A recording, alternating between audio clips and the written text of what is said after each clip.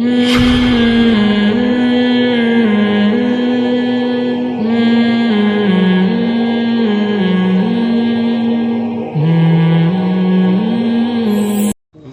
मैं मुसलमान हूं तो मुझे यह पूरा अधिकार है कि मैं किसी भी काफिर के घर जाकर उसकी बहन से, बेटी से, पत्नी से बलात्कार कर सकता हूं। इस्लाम की दृष्टि में वो कोई अपराध नहीं है। औरत का बलात्कार करता है, ज़िना बिल जब्र करता है, उसके लिए सजाए मौत। इस्लाम की शरीयत ये कहती है अगर कोई शख्स किसी औरत का बलात्कार करता है उसके लिए है सजाए मौत। गैर मुसलमान कहेंगे सजाए मौत 21वीं सदी में। कितना बेदर्द मजहब है इस्लाम, कितना बेरहम मजहब है इस्लाम। लेकिन जब मैं सवाल गैर मुसलमानों से पूछता हूं और हजारों गैर मुसलमानों से पूछा हूं कि मिसाल के तौर पे अगर अल्लाह ना करे, खुदा ना करे, कोई आपकी माँ का बलात्कार करता है और वो बलात्कार करने वाले को मैं आपके सामने ले आता हूं और आपको जज बनाता हूं, आप क्या सजा देंगे उसे? 100% गैर मुसलमानों ने कहा कि मैं उसे सजाए मौत दूंगा। कुछ गैर मुसलमानों ने कहा मैं उसे तड़पा तड़पा के मारूंगा। तो कौन आपकी वालदा का बलात्कार करता है, ज़िना बिल जब्र करता है, आप कहते हैं कि सजाए मौत। किसी और के वालदा का बलात्कार कोई करता है, आप कहते हैं सजाए मौत। गलत है। वाई दी डबल स्टैंडर्ड्स? दो तरफा क्यों? और यूएसए हम समझते हैं कि सबसे तालीम याफ्ता मुल्क है, तरक्की याफ्ता मुल्क है।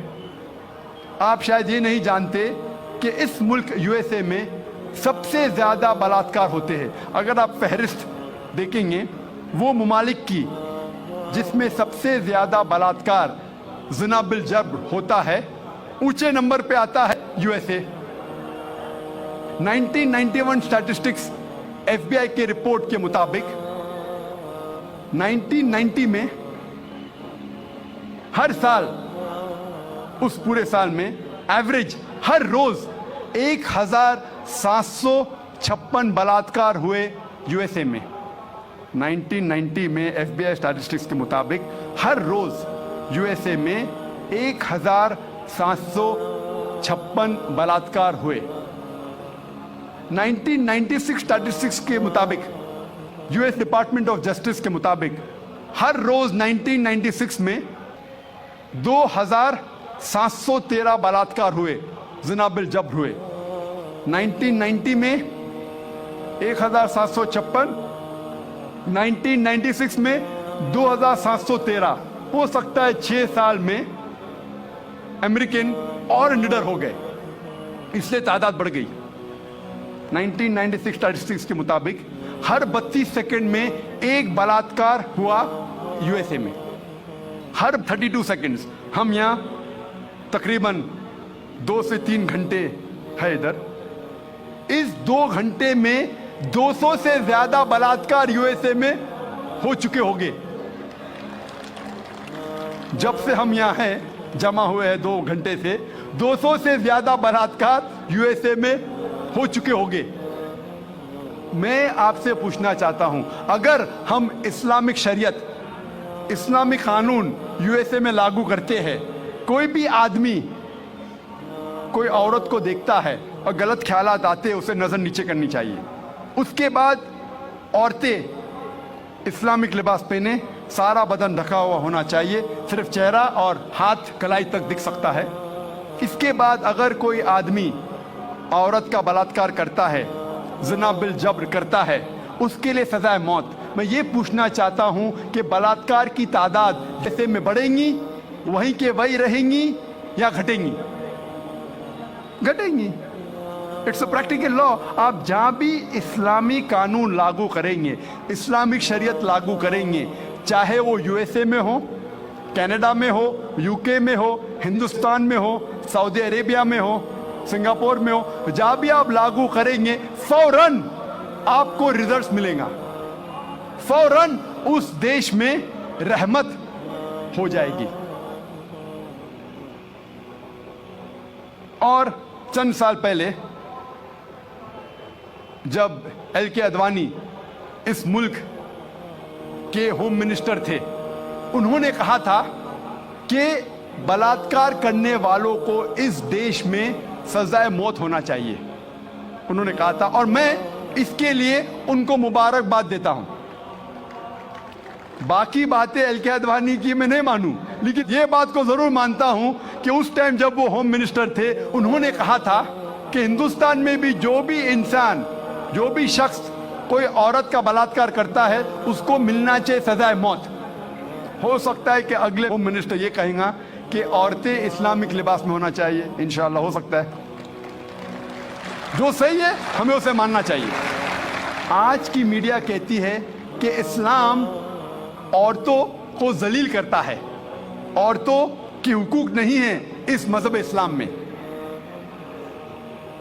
जब हम वेस्टर्न मीडिया देखते हैं हमें पता लगता है the western talk of women's liberalisation, the western talk of women's liberalisation is nothing but a disguised form of exploitation of a body, deprivation of honor and degradation of a soul।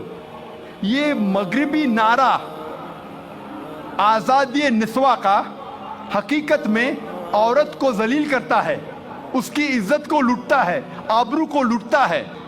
The Western society claiming to uplift the woman has actually degraded her to a status of concubines, mistresses and society butterflies which are hidden behind the colorful screen of art and culture।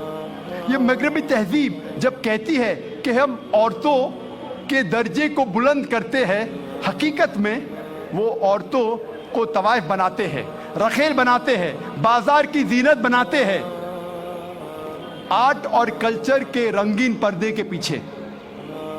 Art और culture के नाम पे वो कहते हैं कि हम औरतों को आज़ादी दे रहे, हकीकत में वो उन्हें जलील करते हैं। और हम देखते हैं वुमेन्स लिबरलाइजेशन के नाम पे ये वेस्टर्नर्स क्या कर रहे हैं। आप देखेंगे अक्सर एडवर्टीजमेंट में आपको औरतें मिलेंगी। जो चीज औरतें इस्तेमाल नहीं करती उसमें भी औरतें मौजूद है। मिसाल के तौर पे आप अगर मोटरसाइकिल की ऐड देखेंगे, कितने खवातीन, कितने औरतें दुनिया में मोटरसाइकिल चलाती है, कितने, फिर भी मोटरसाइकिल की ऐड में आप औरतों को देखेंगे।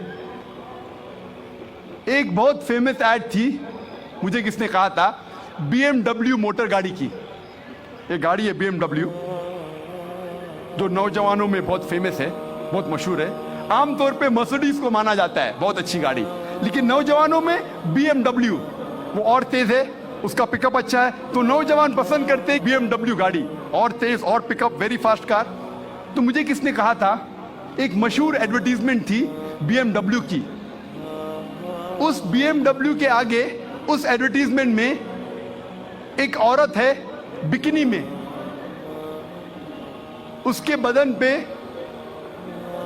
बहुत कम लिबास था बिकिनी में, और वो ऐड में लिखा था, वो गाड़ी के आगे खड़ी थी वो औरत बिकिनी में, और एडवर्टीजमेंट में लिखा था टेस्ट ड्राइव हर नाउ, उसे घुमाओ और देखो अभी, किसको, लड़की को या गाड़ी को।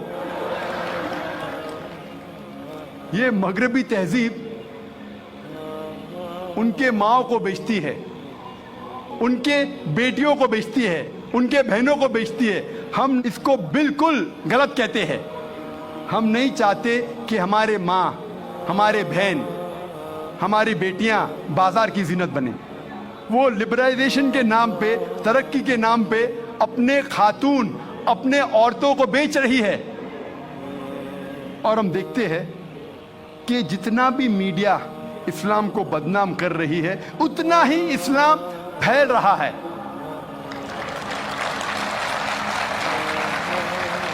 आज सबसे ज्यादा फैलने वाला मजहब सारी दुनिया में नंबर 1 इस्लाम। यूएसए में सबसे ज्यादा फैलने वाला मजहब इस्लाम, यूरोप में सबसे ज्यादा फैलने वाला मजहब इस्लाम। और जो लोग, जो गैर मुसलमान इस्लाम कबूल करते हैं, उनमें से 2/3 हिस्सा औरतें हैं। 2/3 ऑफ देम आर वुमेन। अगर इस्लाम औरतों को जलील करता है तो औरतें इस्लाम कबूल क्यों करते? ये अमेरिकन औरतें, इस्लाम को क्यों कबूल कर रही है?